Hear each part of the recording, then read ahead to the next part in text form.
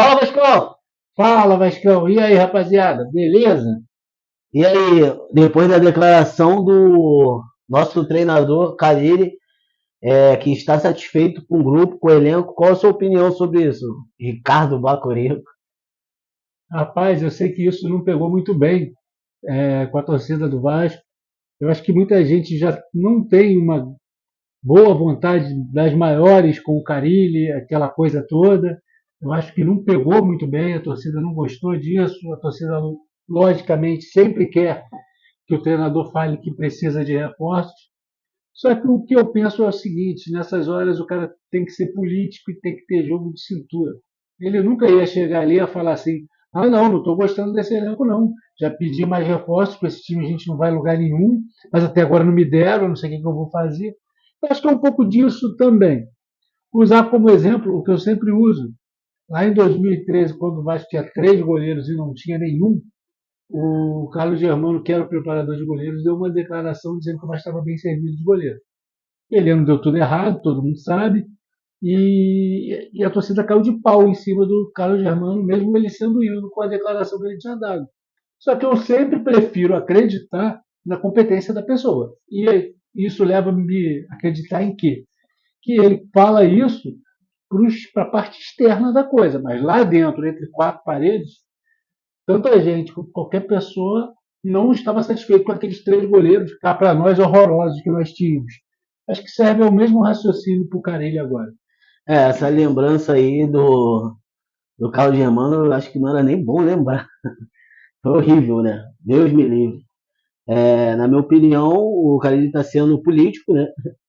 Porém, na minha humilde opinião, eu esperava muito mais nessa janela que o Vasco fez, que agora no final trouxe 3 jogadores, né? O Lodge, o Garré e o Português. Mas eu esperava mais, mas infelizmente é o que tem, né? Não sei se ainda vai chegar alguém, a gente torce para isso, mas para mim foi político. O cara foi totalmente político ali, até para dar confiança pro grupo e tal. E também não vai chegar pro patrão e falar assim, porra, vou chegar lá na empresa e vou reclamar, né? Não Não, vai. não tem como. E aí, tá esperançoso pro Brasil hoje? Daqui a pouco, né? Daqui a pouco Brasil e Colômbia, talvez seja a data FIFA, a soma de 2 jogos, Brasil e Colômbia e Brasil e Argentina, talvez os dois mais difíceis possíveis, né? Contra a Argentina vai ser sem o Messi, né? Graças a Deus. E aí, mas tu, na sua opinião, tipo assim, a janela do Vasco, a gente precisava mais de quê? De um atacante, de ponta, de volante, de lateral esquerdo? O que tu acha? Tem a opção, todas as opções acima. Cara, assim, essa questão desses 3 reforços que chegaram em cima da hora, talvez com o passar do tempo, passa a gente até achar que a janela foi boa. É verdade. Isso pode acontecer ainda, entendeu? Tomara, né? O Nuno Moreira me deu uma boa impressão nos 2 jogos que ele jogou. O Garré, eu nem posso dizer muita coisa, porque eu acho que ele entrou no finalzinho dos 2 jogos, a mesma coisa para o Lloyd. Sim. Então, quanto a esses 3 aí, eles podem realmente fazer com que o time do Vasco suba de produção, sim, com o passar do tempo. Agora, mesmo assim, eu acho que o Vasco está capenga em outras posições. Acredito que o Carille tenha motivos para o Maurício Lemos não ter sido titular e nem ter entrado em nenhum jogo até agora, que era o jogador da zaga que eu tinha mais esperança. O Lucas Oliveira, depois de um primeiro jogo bom, deu para ver que não é lá essas coisas. O Fleitas. O Lucas Freitas até tá Fazendo boa com a partida, bola né? no pé faz uma boa partida, mas eu acho que vai faltar experiência nessa arrancada que o Vasco vai ter aí de 11 jogos em 30 e poucos dias. É verdade. E, ou seja, tá capenga ali, tá capenga na lateral esquerda, porque o Vitor Luiz esse ano não vem bem, toda vez que ele entra ele não está bem. Então também, né, diga-se de passagem, vendeu o Leandrinho, quer dizer, emprestou o Leandrinho. Algumas peças ali ainda estão capengas. Primeiro volante ali, o volantão na frente da zaga, que eu acho que esse time do Vasco precisa. Tem só o Hugo Moura. Ficou lacunas. Ficou uma coisa ali que tem que ser preenchida assim. E também a gente vai ter um ano com bastante jovem, né? E apostar tudo nesses caras que ainda não demonstraram nada para a torcida e contar com a volta do Adson, com a volta de David e tal. Eu acho que o Vasco podia ser mais agressivo no mercado e tal, mas não aconteceu. Agora é torcer, né? E ver o que dá. O Adson volta, né?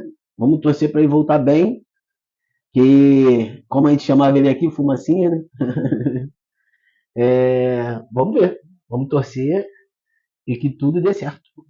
O David é só para o meio do ano, pelo que estão falando. Agora, a gente já falou aqui algumas vezes e eu acho que isso é uma unanimidade. É o investimento pesado de risco.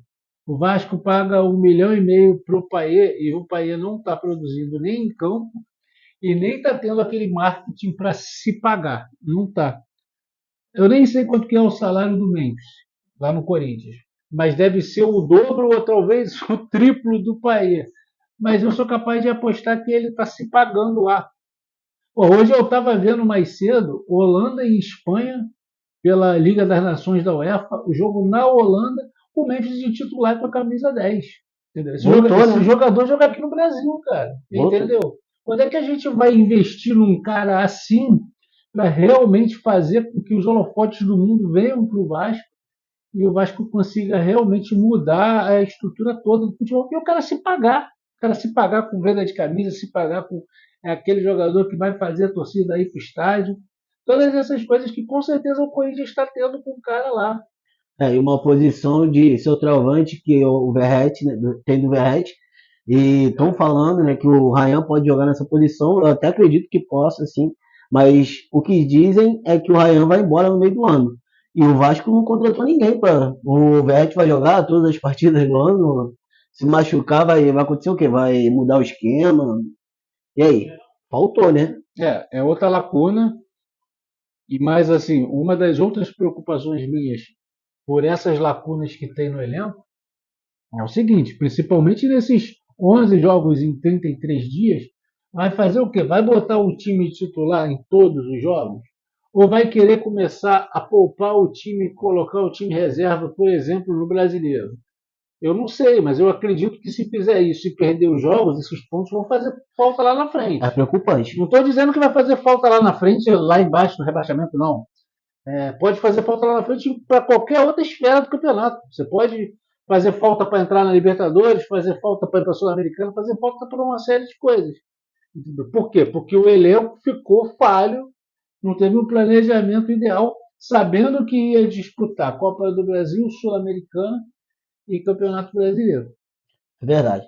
Rapaziadinha, você que ainda não é inscrito no nosso canal, Relíquia CRVG, tudo junto, dá essa moral aí, se inscreve aí, deixa o like, aí, pede o like do cara da rapaziada aí. E dá essa moral aí, valeu? É isso. Tamo junto. Valeu, Vascão. É nóis. Valeu, galera. Grande abraço, tamo junto e até a próxima. Valeu!